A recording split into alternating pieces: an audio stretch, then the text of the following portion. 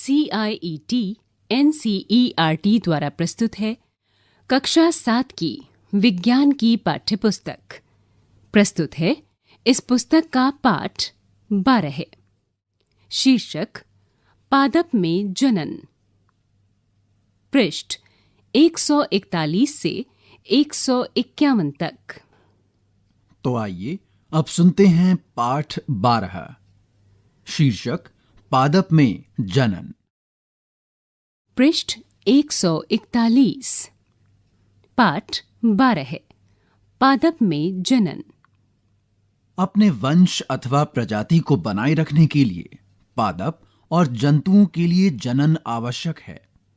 कक्षा 6 के अध्याय 9 में आपने पढ़ा था कि सभी जीव अपने समान जीवों का जनन करते हैं। माता पिता से संतति का जन्म जनन कहलाता है। लेकिन पादप कैसे जनन करते हैं? पादपों में जनन विभिन्न विधियों द्वारा होता है, जिनके बारे में हम इस अध्याय में पढ़ेंगे। 12.1 जनन की विधियां। कक्षा 6 में आपने पुष्पीय पादप के विभिन्न भागों के बारे में पढ़ा था। पादप के विभिन्न भागों के नाम बताइए और प्रत्येक के प्रकारों के बारे में लिखिए। अधिकांश पादपों में मूल, तना और पत्तियां होती हैं। ये पादप के कायिक अंग कहलाते हैं। वृद्धि की निश्चित अवधि के बाद अधिकांश पादपों में पुष्प निकलते हैं। आपने वसंत ऋतु में आम के वृक्षों को पुष्पित होते पाया होगा। यही पुष्प बाद में आम के उन रसीले फलों को निर्मित करते हैं जिनका आनंद हम गर्मियों में उठाते हैं। हम फलों को खाते हैं और सामान्यतः बीजों को फेंक देते हैं। बीज अंकुरित होकर नया पादप बनाते हैं। यदि ऐसा है तो पादप में पुष्पों की क्या भूमिका है? पुष्प पादप में जनन का कार्य करते हैं। वास्तव में पुष्प पादप के जनन अंग होते हैं। किसी पुष्प में केवल नर जनन अंग अथवा मादा जनन अंग या फिर दोनों ही जनन अंग हो सकते हैं। पादप अनेक विधियों द्वारा अपनी संतति उत्पन्न करते हैं। इनमें जनन 2 प्रकार से होता है। 1 अलैंगिक जनन और 2 लैंगिक जनन। अलैंगिक जनन में पादप बिना बीजों के ही नए पादप को उत्पन्न कर सकते हैं, जबकि लैंगिक जनन में नए पादप बीजों से प्राप्त होते हैं। अलैंगिक जनन। अलैंगिक जनन में नए पादप बीजों अथवा बीजाणुओं के उपयोग के बिना ही उगाए जाते हैं। पहली ये समझती थी कि नए पादप सदैव बीजों से ही उगते हैं, लेकिन उसने कभी गन्ना, आलू और गुलाब के बीज नहीं देखे थे। वो जानना चाहती है कि ये पादप जनन कैसे करते हैं। कायिक प्रवर्धन। यह एक प्रकार का अलैंगिक जनन है, जिसमें पादप के मूल, तने, पत्ती अथवा कली यानी मुकुल जैसे किसी कायिक अंग द्वारा नया पादप प्राप्त किया जा सकता है। चूंकि जनन पादप के कायिक भागों से होता है, अतः इसे कायिक प्रवर्धन कहते हैं। क्रियाकलाप 12.1 गुलाब अथवा चंपा के पौधे की एक शाखा को उसकी पर्व संधि से काटिए। पर्व संधि तने या शाखा का वो भाग है जहां से पत्ती निकलती है, जैसा कि चित्र 12.1 में बताया गया है। शाखा के इस टुकड़े को कर्तन या कलम कहते हैं। अब कलम को मिट्टी में दबा दीजिए। कलम को प्रतिदिन पानी दीजिए और इसकी वृद्धि को समझिए। नोट कीजिए कि जड़ या मूल के निकलने और नई पत्तियों के निकलने में कितने दिन लगे। इसी क्रियाकलाप को जल से भरे पात्र में मनी प्लांट का पौधा उगाकर दोहराइए और अपने प्रेक्षणों को नोट कीजिए। पृष्ठ 142। पृष्ठ 142 में चित्र 12.1 में किसी गुलाब के तने की कलम से जनन को बताया गया है। यहां पर्व संधि और अक्ष से जुड़ी कलिका को दिया गया है। आपने पुष्प कलिकाओं से पुष्पों को खिलते देखा होगा। पुष्प कलिकाओं के अतिरिक्त पत्तियों के कक्ष यानी पत्ती के पर्व संधि से जुड़ाव का बिंदु में भी कलिकाएं यानी मुकुल होती हैं। ये कलिकाएं प्ररोहों यानी अंकुरों के रूप में विकसित होती हैं और कायिक कलिकाएं कहलाती हैं, जैसा कि चित्र 12.2 में दिया गया है। कली में एक छोटा तना होता है जिसके चारों ओर अपरिपक्व पत्तियां एक दूसरे के ऊपर अध्यारोपित रहती हैं। कायिक कलिकाएं भी नए पादप को जन्म दे सकती हैं। यहाँ पृष्ठ 142 पर चित्र 12.2 दिया गया है। इस चित्र में आलू की आंख से अंकुरित होता पादप दिया गया है। क्रियाकलाप 12.2 एक ताजा आलू लीजिए। आवर्धक लेंस की सहायता से इस पर पड़े क्षत चिन्हों पर ध्यान दीजिए। आपको इनमें कलिका या कलिकाएं मालूम पड़ सकती हैं। क्षत चिन्ह को आंख भी कहते हैं। आलू के कुछ टुकड़े काटिए जिनमें से प्रत्येक में एक आंख अवश्य हो और उन्हें मिट्टी में दबा दीजिए। उस स्थान पर कुछ दिनों तक पानी डालते रहिए जहां आपने आलू के टुकड़ों को मिट्टी में दबाया था। कुछ दिन बाद आलू के टुकड़ों को खोदकर निकाल लीजिए। आप इसमें क्या पाते हैं? इसी प्रकार आप अदरक अथवा हल्दी भी उगा सकते हैं, जैसा कि चित्र 12.3 में दिया गया है। यहां पृष्ठ 142 पर चित्र 12.3 दिया गया है। इसमें अदरक का एक टुकड़ा जिसमें से नए पादप अंकुरित हो रहे हैं दिया गया है। ब्रायोफिलम यानी पत्थर चट्टा में पत्ती के किनारे के गर्त में कलिकाएं होती हैं, जैसा कि चित्र 12.4 में दिया गया है। यदि इस पादप की पत्ती आर्द्र मृदा पर गिर जाए तो प्रत्येक कलिका मुकुल यानी नए पादप को जन्म दे सकती है। कुछ पादपों की जड़ें यानी मूल भी नए पादपों को जन्म दे सकती हैं। उदाहरण के लिए शकरकंद और डालिया या डहेलिया। पृष्ठ 143। पृष्ठ 143 पर चित्र 12.4 दिया गया है। इसमें ब्रायोफिल्म की पत्ती जिसके किनारे पर कलिकाएं होती हैं दिया गया है। यहां ब्रायोफिल्म की पत्ती पर नए पादप चिन्हित किए गए हैं। कैक्टस जैसे पादप के वे भाग जो मुख्य पादप से अलग या विलग्न हो जाते हैं नए पादप को जन्म देते हैं। प्रत्येक विलग्न भाग नए पादप के रूप में वृद्धि कर सकता है। बूझो जानना चाहता है कि क्या कायिक प्रवर्धन का कोई लाभ है? कायिक प्रवर्धन द्वारा पादप कम समय में उगाए जा सकते हैं। बीजों से उगाए जाने वाले पादप की अपेक्षा कायिक प्रवर्धन द्वारा उत्पन्न पादपों में पुष्प और फल कम अवधि में ही आ जाते हैं। नए पादप जनक पादप की यथार्थ प्रतिलिपि होते हैं क्योंकि वे एक ही जनक द्वारा उत्पन्न होते हैं। इस अध्याय में आगे आप पढ़ेंगे कि इसके विपरीत लैंगिक जनन द्वारा उत्पन्न होने वाले पादप में माता पिता यानी जनक दोनों के गुण होते हैं। लैंगिक जनन के परिणाम स्वरूप पादप बीज उत्पन्न करते हैं। मुकुलन। आपने पहले यीस्ट के बारे में पढ़ा है, जिसे केवल सूक्ष्मदर्शी द्वारा ही देखा जा सकता है। इनके लिए यदि पर्याप्त पोषण उपलब्ध हो तो यीस्ट कुछ ही घंटों में वृद्धि करके गुणन अर्थात जनन करने लगते हैं। याद रखिए कि यीस्ट एक एकल कोशिका यानी एक कोशिक जीव है। आइए हम जानते हैं कि ये जनन कैसे करते हैं। क्रियाकलाप 12.3 शिक्षक या शिक्षिका द्वारा प्रदर्शित किए जाने के लिए बेकरी से यीस्ट केक अथवा केमिस्ट की दुकान से यीस्ट पाउडर खरीद लें। चुटकी भर यीस्ट लेकर इसे किसी ऐसे पात्र में रखें जिसमें कुछ जल हो। इसमें 1 चम्मच शक्कर डालकर उसे जल में घोल लें। अब उस पात्र को किसी कमरे के गर्म भाग में रखें। 1 घंटे के पश्चात इस द्रव की 1 बूंद कांच की स्लाइड यानी पट्टी पर रखकर सूक्ष्मदर्शी में जांचें। आपको क्या मालूम होता है? आप नई यीस्ट कोशिकाओं को पाएंगे जैसा कि चित्र 12.5 में दिया गया है। यहाँ पृष्ठ 143 पर चित्र 12.5 दिया गया है। इसमें यीस्ट में मुकुलन द्वारा जनन को बताया गया है।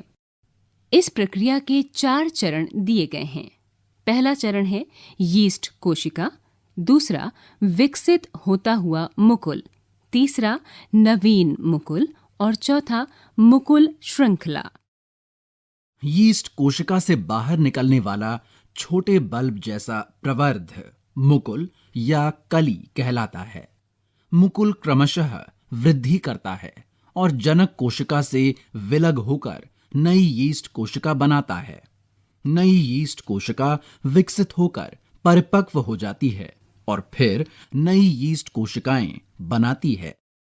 कभी-कभी नवीन मुकुल से नए मुकुल विकसित हो जाते हैं, जिससे एक मुकुल श्रृंखला बन जाती है। यदि ये प्रक्रम चलता रहे तो कुछ ही समय में बहुत अधिक संख्या में यीस्ट कोशिकाएं बन जाती हैं। खंडन। आपने तालाबों अथवा ठहरे हुए पानी के अन्य जलाशयों में हरे रंग के अवपंकी गुच्छे यानी फिसलनदार तैरते हुए महसूस किए होंगे। ये शैवाल हैं। पृष्ठ 144। ये शैवाल हैं। जब जल और पोषक तत्व उपलब्ध होते हैं तो शैवाल वृद्धि करते हैं और तेजी से खंडन द्वारा गुणन करते हैं। शैवाल 2 या अधिक खंडों में विखंडित हो जाते हैं। ये खंड अथवा टुकड़े नए जीवों में वृद्धि कर जाते हैं, जैसा कि चित्र 12.6 में दिया गया है। ये प्रक्रम निरंतर चलता रहता है और कुछ ही समय में शैवाल एक बड़े क्षेत्र में फैल जाते हैं। यहाँ पृष्ठ 144 पर चित्र 12.6 दिया गया है। इसमें स्पाइरोगाइरा यानी एक शैवाल में खंडन का चित्र दिया गया है। बीजाणु निर्माण। अध्याय 1 में आपने पढ़ा कि डबल रोटी में वायु में उपस्थित बीजाणुओं से कवक उग जाते हैं। क्रियाकलाप 1.2 को दोहराइए। डबल रोटी पर रुई के जाल में बीजाणुओं को महसूस कीजिए। जब बीजाणु निर्मुक्त होते हैं तो ये वायु में तैरते रहते हैं। चूंकि ये बहुत हल्के होते हैं, इसलिए ये लंबी दूरी तक जा सकते हैं। पृष्ठ 144 पर चित्र 12.7 दिया गया है। इसमें कवक में बीजाणु द्वारा जनन बताया गया है। यहां कवक जाल, बीजाणु धानी और बीजाणु चिन्हित किए गए हैं। बीजाणु अलैंगिक जनन ही करते हैं। प्रत्येक बीजाणु उच्च ताप और निम्न आर्द्रता जैसी प्रतिकूल परिस्थितियों को झेलने के लिए एक कठोर सुरक्षात्मक आवरण से ढका रहता है। इसलिए ये लंबे समय तक जीवित रह सकते हैं। अनुकूल परिस्थितियों में बीजाणु अंकुरित हो जाते हैं और नए जीव में विकसित हो जाते हैं। मॉस और फर्न जैसे पादप में भी जनन बीजाणुओं द्वारा होता है, जैसा कि चित्र 12.8 में बताया गया है। पृष्ठ 144 पर चित्र 12.8 दिया गया है। इसमें फर्न में बीजाणु द्वारा जनन बताया गया है। फर्न के चित्र पर बीजाणुधानी पुंज यानी बीजाणु उत्पन्न करने वाले क्षेत्र को चिन्हित किया गया है। 12.2 लैंगिक जनन। पुष्प की संरचना के बारे में आप पहले पढ़ चुके हैं। आप जानते हैं कि पुष्प पादप के जनन अंग होते हैं। पुंकेसर नर जनन अंग और स्त्री केसर मादा जनन अंग हैं, जैसा कि चित्र 12.9 में दिया गया है। क्रियाकलाप 12.4 सरसों, गुड़हल या पिटूनिया का कोई पुष्प लीजिए और इसके जनन अंगों को पृथक कीजिए। पुंकेसर और स्त्री केसर के विभिन्न भागों का अध्ययन कीजिए। ऐसे पुष्प जिनमें या तो केवल पुंकेसर अथवा केवल स्त्री केसर उपस्थित होते हैं, एक लिंगी पुष्प कहलाते हैं। जिन पुष्पों में पुंकेसर और स्त्री केसर दोनों ही होते हैं, वे द्विलिंगी पुष्प कहलाते हैं। मक्का, पपीता और ककड़ी या खीरे के पौधे में एक लिंगी पुष्प होते हैं, जबकि सरसों, गुलाब और पिटूनिया के पौधों में द्विलिंगी पुष्प होते हैं। नर और मादा एक लिंगी पुष्प दोनों एक ही पादप पर उपस्थित हो सकते हैं अथवा भिन्न पादपों पर पाए जा सकते हैं। पृष्ठ 145। क्या आप पुंकेसर में परागकोश और तंतु को पहचान सकते हैं? जैसा कि चित्र 12.9 भाग ए में दिया गया है। परागकोश में पराग कण होते हैं जो नर युग्मकों को बनाते हैं। स्त्री केसर में वर्तिकाग्र, वर्तिका और अंडाशय होते हैं। अंडाशय में एक या अधिक बीजांड होते हैं। मादा युग्मक अथवा अंड का निर्माण बीजांड में होता है। जैसा कि चित्र 12.9 भाग बी में बताया गया है, लैंगिक जनन में नर और मादा युग्मकों के युग्मन से युग्मनज बनता है। यहां पृष्ठ 145 पर 2 चित्र दिए गए हैं। ये दोनों चित्र 12.9 के भाग हैं। पहले भाग में पुंकेसर दिया गया है जिसमें परागकोश और पुतंतु चिन्हित हैं। दूसरे भाग में स्त्री केसर दिया गया है जिसमें वर्तिकाग्र, वर्तिका, बीजांड और अंडाशय चिन्हित हैं। बूझो जानना चाहता है कि परागकण में उपस्थित नर युग्मक किस प्रकार बीजांड में उपस्थित मादा युग्मक तक पहुंचता है। परागण। सामान्यतः परागकणों में दृढ़ सुरक्षात्मक आवरण होता है जो उन्हें सूखने से बचाता है। क्योंकि परागकण हल्के होते हैं, अतः वह वायु अथवा जल द्वारा बहाकर ले जाए जा सकते हैं। पुष्पों पर बैठने वाले कीटों के शरीर पर परागकण चिपक जाते हैं। जब कीट उसी प्रकार के किसी अन्य पुष्प पर बैठते हैं तो पुष्प के वर्तिकाग्र पर कुछ परागकण गिर जाते हैं। परागकणों का परागकोश से पुष्प के वर्तिकाग्र पर स्थानांतरण परागण कहलाता है। यदि परागकण उसी पुष्प के वर्तिकाग्र पर गिरते हैं तो इसे स्वपरागण कहते हैं। जैसा कि चित्र 12.10 के भाग ए में दिया गया है। बूझो जानना चाहता है कि पुष्प सामान्यतः इतने रंग बिरंगे और सुगंध युक्त क्यों होते हैं? क्या ऐसा कीटों को आकर्षित करने के लिए होता है? पृष्ठ 145 पर चित्र 12.10 दिया गया है। इसमें पुष्प में परागण बताया गया है। पहले भाग में स्वपरागण और दूसरे भाग में परपरागण बताया गया है। यहां वर्तिकाग्र, परागकण, परागकोश और वर्तिकाग्र चिन्हित किए गए हैं। पृष्ठ 146।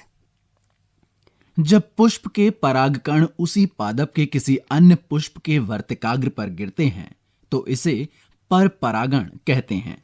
जैसा कि चित्र 12.10 के भाग ए और भाग बी में आपने सुना। निषेचन। निषेचन नर तथा मादा युग्मकों के युग्मन यानी संयोग द्वारा बनी कोशिका युग्मनज कहलाती है। युग्मनज बनाने के लिए नर और मादा युग्मकों के युग्मन का प्रक्रम निषेचन कहलाता है। जैसा कि चित्र 12.11 में दिया गया है, युग्मनज भ्रूण में विकसित होता है। यहां पृष्ठ 146 पर चित्र 12.11 दिया गया है। ये निषेचन यानी युग्मनज निर्माण का एक चित्र है। इसमें 2 भाग हैं। पहले में अंड कोशिका और अंकुरित होता परागकण चिन्हित किए गए हैं, जबकि दूसरे भाग में पराग नलिका और युग्मनज निर्माण बताए गए हैं। 12.3 फल और बीज का विकास। निषेचन के पश्चात अंडाशय फल में विकसित हो जाता है, जबकि पुष्प के अन्य भाग मुरझाकर गिर जाते हैं। परिपक्व हो जाने पर अंडाशय फल के रूप में विकसित हो जाता है। बीजांड से बीज विकसित होते हैं। बीज में एक भ्रूण होता है जो सुरक्षात्मक बीजावरण के अंदर रहता है। कुछ फल गूदेदार और रसीले होते हैं, जैसे आम, सेब और संतरा। कुछ फल कठोर होते हैं, जैसे बादाम और अखरोट आदि। जैसा कि चित्र 12.12 के भाग ए और बी में दिया गया है। यहाँ पृष्ठ 146 पर चित्र 12.12 भाग ए और भाग बी दिया गया है। भाग ए में सेब का एक भाग दिया गया है और भाग बी में बादाम को दिया गया है। 12.4 बीज प्रकीर्णन। प्रकृति में एक ही प्रकार के पादप विभिन्न स्थानों पर उगे हुए पाए जाते हैं। ऐसा बीजों के विभिन्न स्थानों पर प्रकीर्णन के कारण होता है। कभी कभी किसी वन अथवा खेत या फिर उद्यान में चहलकदमी करते समय आपको अपने वस्त्रों पर फलों के बीज मालूम हुए होंगे। क्या आपने कभी ये जानने का प्रयास किया है कि ये बीज आपके वस्त्रों पर कैसे चिपक जाते हैं? कल्पना कीजिए कि किसी पादप के सभी बीज एक ही स्थान पर गिरकर वहीं उग आएं। आपके विचार में इस परिस्थिति में क्या होगा? पादप के नवोद्भिदों यानी नए उगे पौधों के बीच धूप, जल, खनिजों और स्थान के लिए गंभीर स्पर्धा होगी। संभवतः उनमें से कोई भी स्वस्थ पादप के रूप में विकसित नहीं होगा। पादपों को बीजों के प्रकीर्णन से लाभ होता है। इससे एक ही प्रकार के पादप के नवोद्भिदों में सूर्य के प्रकाश, जल और खनिजों के लिए परस्पर स्पर्धा की संभावना कम हो जाती है। पृष्ठ 147। प्रकीर्णन पादप को व्यापक क्षेत्र में वितरित होने में सहायक होता है ताकि वे नए आवासों में अपनी पकड़ बनाने में समर्थ हो सकें। पृष्ठ 147 पर चित्र 12.13 में 2 चित्र दिए गए हैं। पहला चित्र है सहीजन यानी ड्रमस्टिक का और दूसरा है द्विफल यानी मैपल के बीज का। इसमें बीज और पंखों को चिन्हित किया गया है। प्रकृति में पादप के फलों और बीजों का प्रकीर्णन पवन, जल और जंतुओं द्वारा होता है। सहीजन या ड्रमस्टिक तथा द्विफल यानी मैपल जैसे पादप के पंखयुक्त बीज, जैसा कि चित्र 12.13 के भाग ए और बी में बताया गया है, घासों के हल्के बीज अथवा आक यानी मदार के रोम युक्त बीज और सूरजमुखी के रोम युक्त फल पवन के साथ उड़कर सुदूर स्थानों तक चले जाते हैं। जैसा कि चित्र 12.14 के ए और बी भाग में बताया गया है। कुछ बीज जल द्वारा प्रकीर्णित होते हैं। ऐसे बीजों अथवा फल के आवरण स्पंजी अथवा तंतुमय होते हैं ताकि वे जल में प्लवन करते हुए यानी तैरते हुए एक स्थान से दूसरे स्थान तक जा सकें। उदाहरण के लिए नारियल। कुछ बीज जंतुओं द्वारा प्रकीर्णित होते हैं, विशेष रूप से कंटकी यानी कांटेदार बीज, जिनमें हुक जैसी संरचनाएं होती हैं, जिससे बीज जंतुओं के शरीर से चिपक जाते हैं और दूरस्थ स्थानों तक जाए जाते हैं। इनके उदाहरण यूरेना एवं ज़ैंथियम हैं, जैसा कि चित्र 12.15 में बताया गया है। यहाँ पृष्ठ 147 पर 12.14 चित्र दिया गया है। इसके 2 भाग हैं। पहले भाग में सूरजमुखी के रोम युक्त फल और दूसरे भाग में यानी भाग बी में मदार यानी आक के रोम युक्त बीज बताए गए हैं। पृष्ठ 147 पर चित्र 12.15 में ज़ैंथियम दिया गया है। कुछ पौधों के फल झटके के साथ फट जाते हैं, जिससे उनके अंदर स्थित बीज प्रकीर्णित हो जाते हैं। बीज जनक पादप से दूर जाकर गिरते हैं। एरंड और बॉल्सम के पादप में ऐसा ही होता है। पृष्ठ 148। प्रमुख शब्द: अलैंगिक जनन, मुकुलन, भ्रूण, प्रकीर्णन, निषेचन, खंडन, युग्मक, बीजांड, परागण, लैंगिक जनन, बीजाणु, बीजाणुधानी, परागकोश, कायिक प्रवर्धन, युग्मनज, परागकण, स्त्री केसर। पुंकेसर। आपने क्या सीखा? सभी जीव अपनी किस्म को बनाए रखने के लिए जनन या गुणन करते हैं। पादप में जनन दो प्रकार से होता है, अलैंगिक और लैंगिक। अलैंगिक जनन की कुछ विधियां खंडन, मुकुलन, बीजाणु निर्माण और कायिक प्रवर्धन हैं। लैंगिक जनन में नर और मादा युग्मकों का युग्मन होता है। कायिक प्रवर्धन में पत्तियां, तना और मूल जैसे कायिक भागों से नए पादप उगाए जाते हैं। पुष्प पादप का जनन अंग है। एक लिंगी पुष्प में या तो नर अथवा मादा जनन अंग होते हैं। द्विलिंगी पुष्प में नर और मादा जनन अंग दोनों ही होते हैं। नर युग्मक परागकणों के अंदर और मादा युग्मक बीजांड में पाए जाते हैं। किसी पुष्प के परागकोश से उसी पुष्प अथवा किसी अन्य पुष्प के वर्तिकाग्र तक पराग कणों के स्थानांतरण का प्रक्रम परागण कहलाता है। परागण दो प्रकार का होता है, स्वपरागण और परपरागण। स्वपरागण में परागकण परागकोश से उसी पुष्प के वर्तिकाग्र पर स्थानांतरित होते हैं। परपरागण में परागकण एक पुष्प के परागकोश से उसी प्रकार के दूसरे पुष्प के वर्तिकाग्र पर स्थानांतरित होते हैं। परागण पवन, जल और कीटों के द्वारा हो सकता है। नर और मादा युग्मकों का युग्मन निषेचन कहलाता है। निषेचित अंड युग्मनज कहलाता है। युग्मनज का विकास भ्रूण में होता है। पृष्ठ 149। फल एक परिपक्व अंडाशय है, जबकि बीजांड बीज में विकसित होता है। बीज में विकासशील भ्रूण होता है।